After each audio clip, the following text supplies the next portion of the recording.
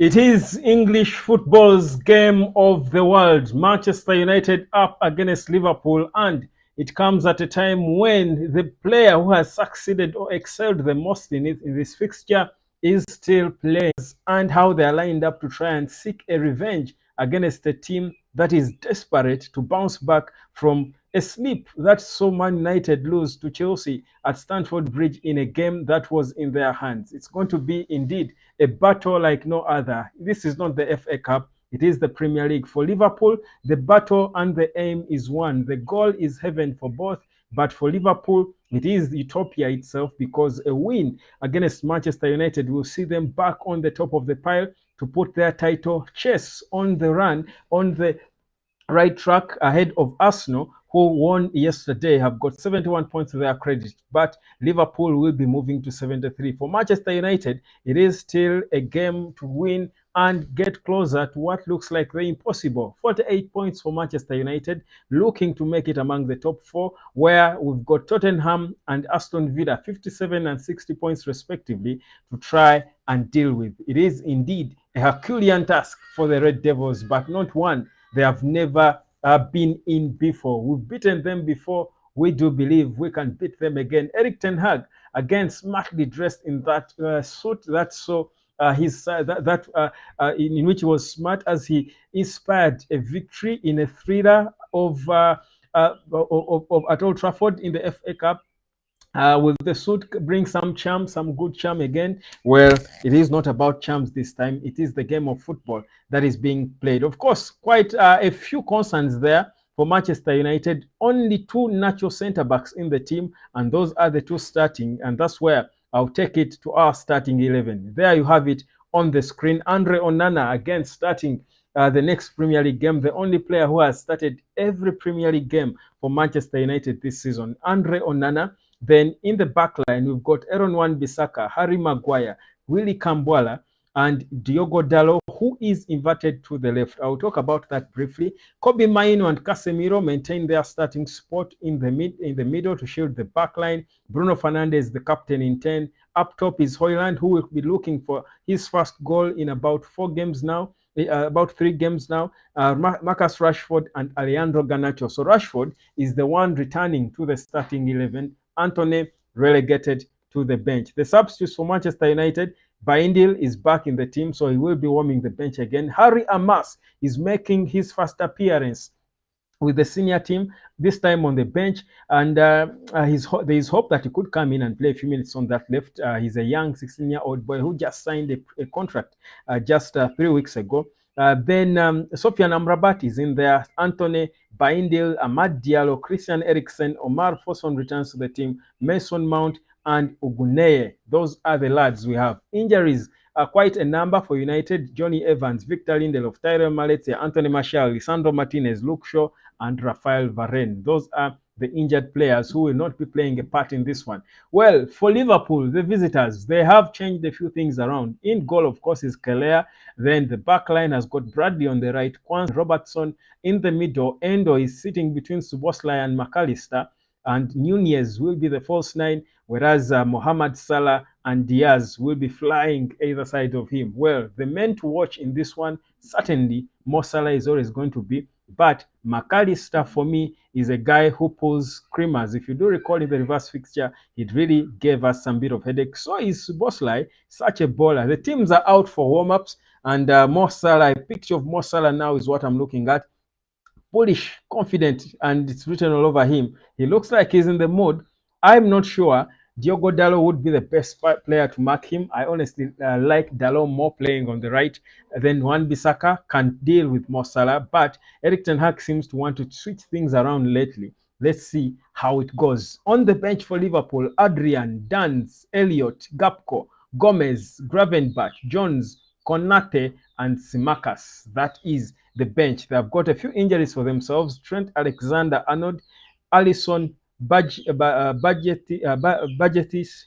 Diogo Jota, Matip, and Thiago are injured players out of the game. Jurgen Klopp playing his last game as manager of Liverpool against Manchester United. It is one that he would want, obviously, his players to turn up and do it for him. Man United will know it is certainly now because we are playing at home. And after a decent performance against Chelsea, we certainly should believe we can go out there and just give them some bit of a headache at least. Give them a headache. Show up. Show up. The question is which Manchester United is going to show up. If it is the good United, we can win this one. If it is the bad United, we can swallow 7, even 10. So terrible stuff. Remember in the Juniors League, we were able to beat Liverpool 9 goals to 1. We had an interesting game. We obliterated them by 9 goals. Odul Daniel Komboni saying, will we? I don't know what to say. Will we win this one? Interesting question. I think we can, depending on which United shows up. Xavier, I'm Xavier from Lugazi, Man United fan. My prediction is Man United 2-1 Liverpool. Beautiful prediction there from Xavier. We shall need indeed a Xavier like your name to be able to get that win against a team that certainly will feel probably not so convinced by the manner in which we beat them in the reverse fixture. Question is what, and I just want to post this as we do go on with this. I just want to post this poll question for you, and asking, what is your prediction? There you go. I'll just post it in a second. Add this image. There you go. What is your prediction? So here we go. Marcus Rashford returning to the starting 11. For me, that's where I've got a little bit of concerns. But of course, the fact that he was rested, maybe if Rashford comes with the hunger, with the mentality, we do know what he can do. You know, against the so-called big teams, I think we all know what he can do. But the thing with Rashford, and that's the issue we've all had with him, is his lack of desire, his lack of interest lately while playing for Manchester United. And for me, that's where I will not be so excited until he turns up and shows up and performs. I will not sit here and pretend like I'm so happy seeing that Rashford is starting ahead of Anthony, who played arguably his best game against Chelsea. So I will not really do it. I thought somehow he was giving Mason Mount his first game and would have left Anthony given his display. Eric Ten Hag has to tinker. He loves to tinker, and the Tinkerman is at it again. Well, he calls it a rotation, but let's see how much this rotation can yield, because the team he had, however good they played, they failed to manage and win the game. So a few changes won't hurt. Asimu Isaac last week, 3-2 in favor of Man United. That's according to Asimwe Isaac. That's the prediction for Isaac. Well, I love the belief we all seem to have in this United. Now, here's the thing. The weak link for United should be the young boy, Willie Kambwala, who is going to be making his first debut at Old Trafford, his first full debut at Old Trafford. Of course, situations forced us this way. I think under normal circumstances, we wouldn't be starting this game. But there you go. I'm for the youngsters. I personally think it's a good opportunity for him to show up. This game can destroy him, or it can make him and turn him into an important player. Remember, he also knows that Man United will be looking to bring in centre backs in the summer, and he knows that if he performs in this game, there is a big chance that he can actually become a mainstay in that centre back and be the guy we look at to play together with Lisandro Martinez. It is possible, because where we are headed, Ineos is for the youngsters, and he's one of those. Feni Daniel saying, of course, the Red Devils come out. We are doing the red and white today. And here we are. It's raining at Old Trafford, by the way, but the warm-ups are going on so well. Feni Daniel, at least we can do something, because if we hold them at their home with a goalless draw, United forever. Inner circle, 3-1, Manchester United winning this one. Beautiful prediction right there. Now, here we go. United played confidently, played well. Honestly, we dominated the game against Chelsea, against Liverpool, when we beat them by 4 goals to 3. Never mind how we struggled to get the win. We dominated the game. I believe we can do it again. It's now all a matter of belief. We've shown that this team can play football. We just need to believe in ourselves. When the belief is there, we can make the game exciting. When it's not there, Liverpool is the one team that can obliterate you.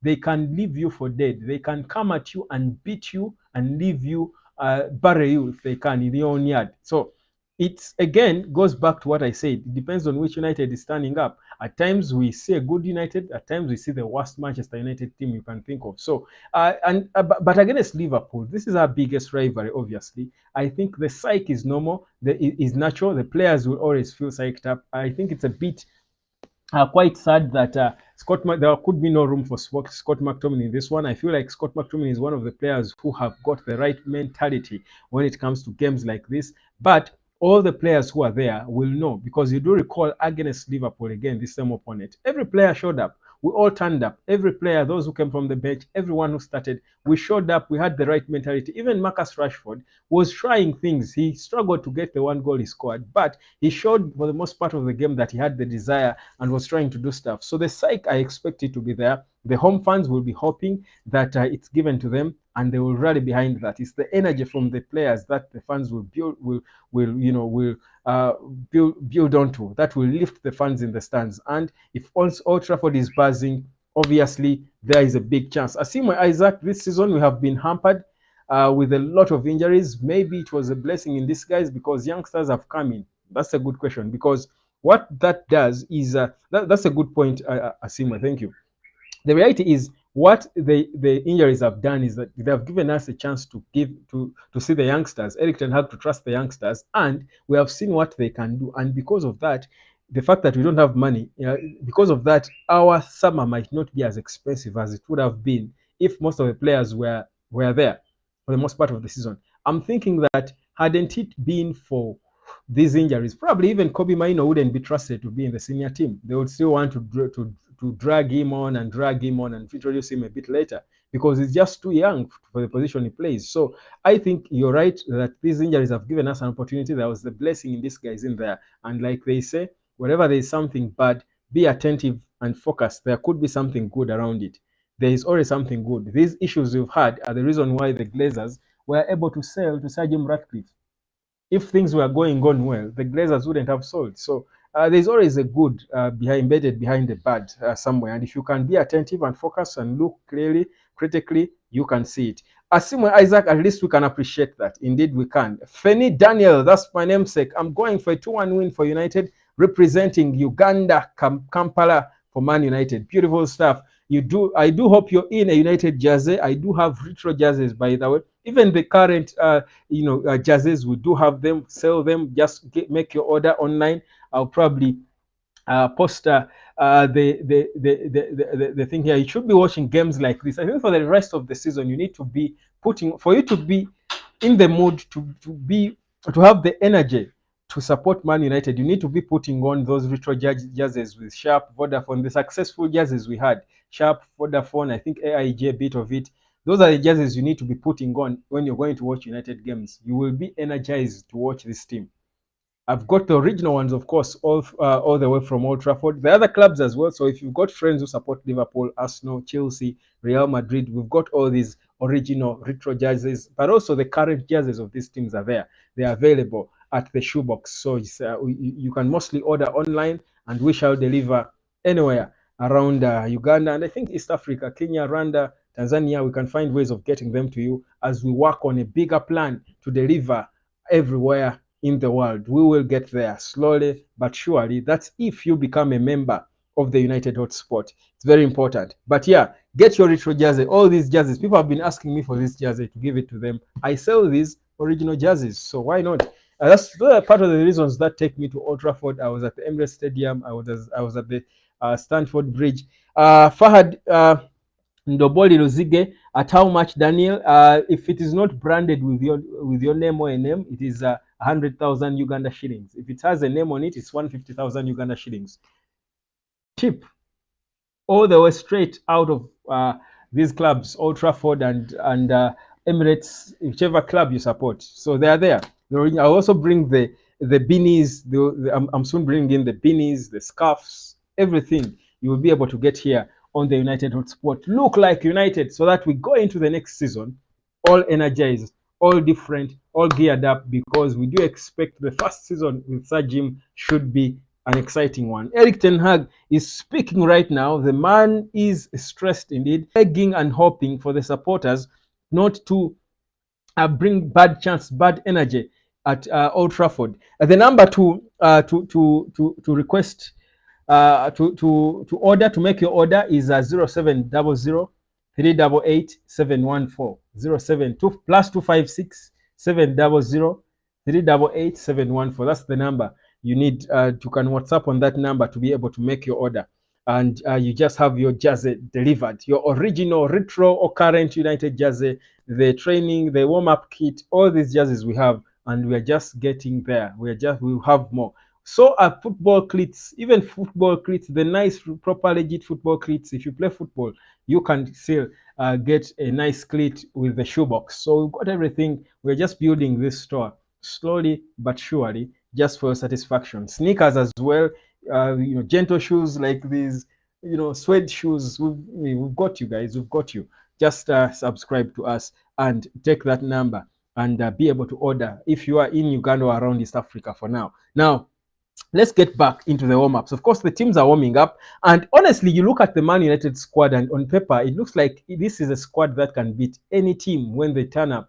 And we've shown it. We can play. I have moments where we play good football, but the mentality of this team is the biggest letdown, and that's why you struggle to sit here and have the confidence to predict a game of Man United, because you don't know. You don't know which Man United, which mentality we are going to come with. I'm seeing Wayne Rooney and the manager Vidic in studio. These are guys who had the mentality up to now. Wayne Rooney knows the mentality of this game. Vidic speaks about it like, he knows games against Liverpool need no introductions. You've got to put on that badge and fight. We're at home. We're at Old Trafford. We cannot be conceding silly goals the way we are. We were against Chelsea. These are games we need to take seriously. All players should be on their A game. The problem is you have Andrew Nana on his A game. Then certain players are not showing up. Then Erik ten Hag struggles with his substitutions at times. His decision making becomes a problem. The biggest problem I've had with Erik ten Hag is his lack of solutions when it comes to especially the midfield, because many a time the reason why we've lost 5 points in the last minutes of the past two games against Brentford and against Chelsea were because Erik ten Hag was too stubborn to see the problem we had from the start of the game, how naked we be in the middle when we attack. When we're attacking, we open ourselves so much that it is so easy to run through us with one brilliant player, and Liverpool has got so many of them in the middle. It is so easy for them to run through us on the counter or when they have the ball. We open ourselves, we focus a lot on the attack, and we open ourselves so bad in the midfield, so bad. That's a big problem that Erik ten Hag has had, and I'm thinking, why doesn't he solve it? I do hope we don't see the same problem today. He keeps telling us about the process, how it's a good process going on, how things are okay. We can't interrupt this process. But you see, if we keep having, falling to the same problems and mistakes every day, then we don't see the process and where it's headed. Erik ten Hag has got to be able to organize his midfield to be solid, to be compact. I saw Arsenal playing against Brighton, and there are moments where Arsenal were really, really, being pressed by Brighton. But this team was compact. They stay compact in the middle, and I saw them against Man City. They were too compact in the middle. Man United is not compact. We just focus on attacking, and we open ourselves in the middle. So we will score many goals, but concede so many. Score many, concede so many. Meaning we are poor game managers, and you see games like this against big clubs like Chelsea or big rivalries are always games of fine margins. Fine margins, small little mistakes cost you an entire game. Those are very, very, very, very critical games that you've got to handle meticulously. And we are talking the last 8 games of the season. We've got to be meticulous with how we handle every minute of it. But Erik ten Hag wants to play the same way he played against was it Wolves, the team we played in the first game of the season, is how he wants to play now. No, you can't do that. I'll just be cautious. Arsenal are playing cautious football. But Erik ten Hag is so lost in his confidence of, we can score more goals and win. And you're thinking, no. That's not how you go out there. This is the Premier League. You will be punished. I expect you cannot, for example, we open ourselves like that in the midfield against, a team like Liverpool with this young Kambwala playing with Maguire. They will score 20 if they want. They will score 10 if they want. We've got to be so disciplined in the middle. We lose games in the midfield, and it goes back to how Erik ten Hag organizes his team but also the lack of game management. There is no proper game management in this team. Why on earth are you still attacking, wanting to go to goal when you're leading 3-2 away to Chelsea? You've got 3 minutes to play or 5 minutes to play. Well, hold on to the ball. You've got players who can hold on to the ball. Bring on players who can hold on to the ball. Be more compact in the middle. Start playing, trying to play direct balls or short passes, but away from your goal. Do things that will help you manage the game. We do not manage games properly, and that is why we've lost 5 points in the last 2 games. We lose this one, and trust me, the talk of Ruben Amorim will come up again, because he just said that he's not sure he'll be at Sporting Lisbon next season. He's only 39, ripe age for a player, for a manager to come in and restart something new with the club. So is Erik ten Hag entirely safe? We cannot say that. We cannot say that. So for me, what I need to see, these are the things I need to see. One, players fighting. That's one, very important. Each player, Marcus Rashford, all players fighting. Two, players less selfish. Garnacho, one of our better players currently, but at times he can be selfish. We cannot afford to have that. He should be generous. He do the smart work and pass the ball when you have to. Three, we've got to see organization in the middle, discipline in the middle. Otherwise, Liverpool is that team that can punish you badly, terribly. They can if you don't organize yourselves in the middle. That's the third thing I need to see. That organization in the midfield, very important. So if that happens, we'll have a chance to beat this hungry Liverpool team that is looking to go top of the Premier League. Very interesting, a game of football this is for Manchester United. Now, the other issue that I saw that we had in the last game, if you do recall, we had an issue with Erik ten Hag and his substitutions. I think he has had the wrong substitutions more times than not. A few times he has got them right. For example, the same game against Liverpool in the FA Cup, his substitutions were easy to attack, but they turned out to make sense, to be positive for United. But I think for me, whichever of course, substitutions are governed by how the game is going. You don't come with premeditated substitutes to make. Erik ten Hag at times looks like he does, by the one. He sticks to his guns even when the substitutions should be different. He will bring on his Anthony when the obvious player to bring on is probably Ahmad or a holding midfielder to support to support the midfield. But at times he gets them right, and when he gets them right, he looks amazing, and that's why we've had these inconsistencies and confusions. But the thing is, for me, Erik ten Hag should be able to read the game and manage it. And managing the game is how you make players adjust how the team plays, and which substitute players you introduce on, which ones you pull off. For example, against Chelsea, how are you pulling off Casemiro when you want to manage a game? You want to be more solid, you're pulling off Casemiro. You're only natural holding midfielder in the game. You're most experienced player in the team. How are you pulling him off? Even if he can't run, you've got to keep him there. It was not an extra time game. He's a professional footballer. He would have been able to handle that. So those are the wrong decisions that Erik ten Hag keeps making. And I'm hoping that this time around he learns from them, because he as well is a coach who is only getting to learn. He has not managed such a huge club. That's the one thing we forget with him. With Erik ten Hag, we sort of at times overrate him and his experience at this level, but he's also has got a lot to learn with this team. I'm sure if there is one manager who is going to learn the most from this season, it's Erik ten Hag in global football. If there is one manager who will learn the most, I don't expect Erik ten Hag, if he stayed, which I'm hoping he does, I don't expect him to make the mistakes he's making now in this season, next season. If he does, he will be sacked at the start of the season.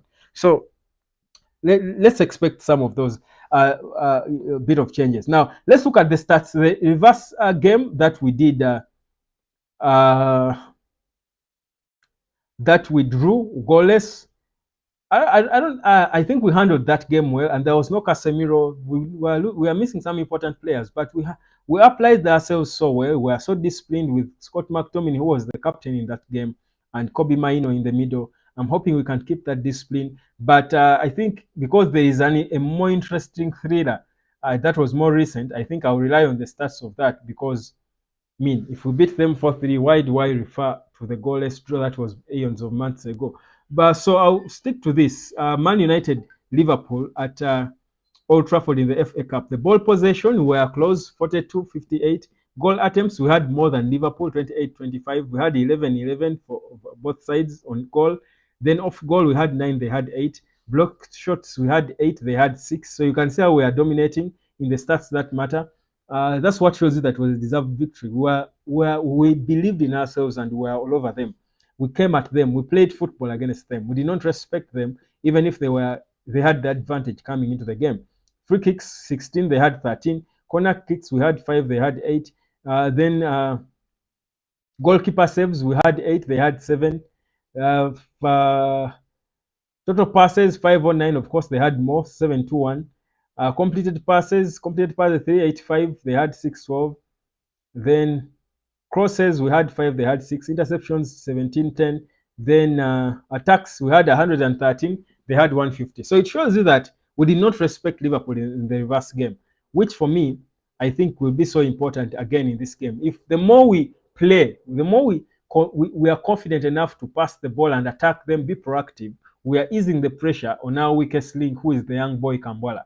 He's only 19, guys, and he has to defend against Mo Salah, against Nunez, against Diaz. Bro, it's not easy. It can't be easy. So I think, and against such a direct team that is so fast, Liverpool are so direct and fast, they can easily force you into errors. They are so fast. So this boy has got to be protected. And that's why I go back to the organization that Eric Ten Hag has in the middle. But yeah, of course, Jurgen Klopp now is speaking.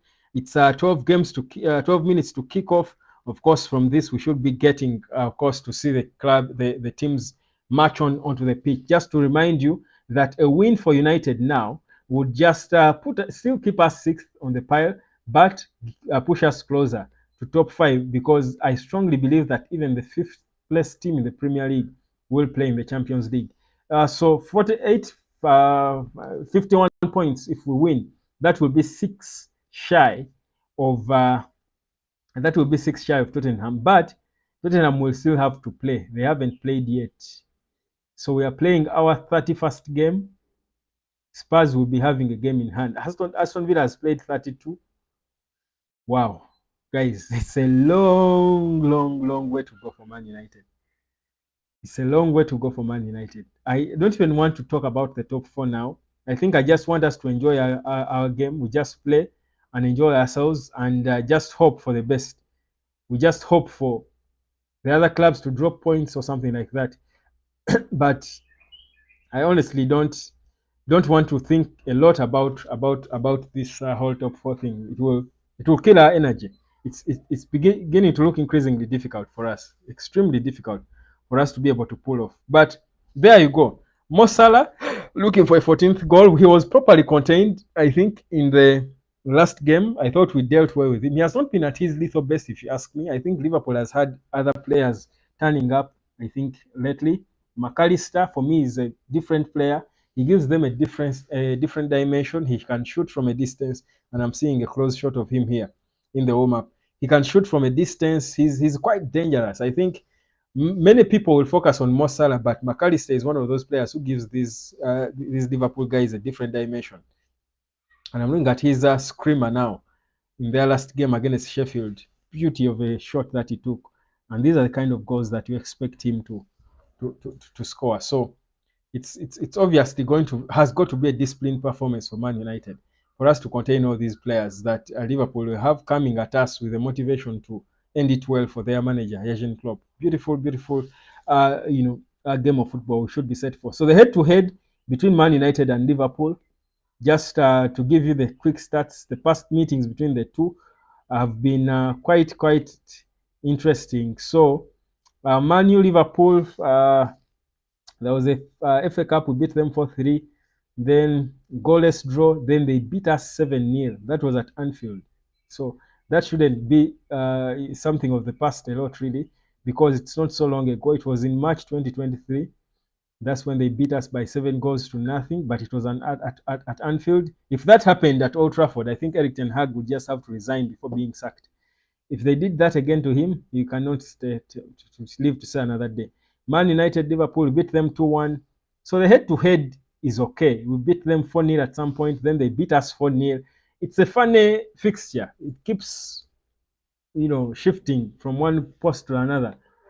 That's how tight it is. The other game later on, of course, will be Chelsea taking on Sheffield. That's away, and Tottenham up against Nottingham Forest. That will be, of course, the late kickoff at 8 p.m. So Tottenham will be playing their 31st game. So we just need to focus on ourselves, win our games, and hope that things turn out well for us. That's, I think, for me, what we've got to do. My prediction: I think Man United will win. Yeah, I think we will win. I think Hoyland will score probably 2 goals. I think Liverpool will score. I think Kobe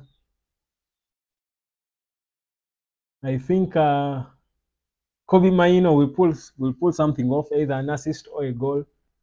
So I think we shall win 3-1. That's my prediction. 3-1 win for Manchester United. Yeah, 3-1 win. Who said Inner Circle predicted 3-1 as well? Yeah, yeah. That's my honest prediction. If it doesn't happen, if we lose terribly, if we don't perform, if we don't show up, pass the ball, dominate, play well, trust me, the decision for Ineos on Eric Ten Hag will be made so easy. Forget about the injuries. It's no longer an excuse. You had enough of it. All the others are players. That's why they are paid. So the manager has got to make them work. It's their job to make them work. So this issue of injuries and all is an excuse that we've had enough of. It's right. It makes sense because the injured players are important. But we cannot just keep blaming injuries and injuries as if the rest of the guys don't have two legs like everyone else. But also, if they are not good enough, why are they playing for Man United?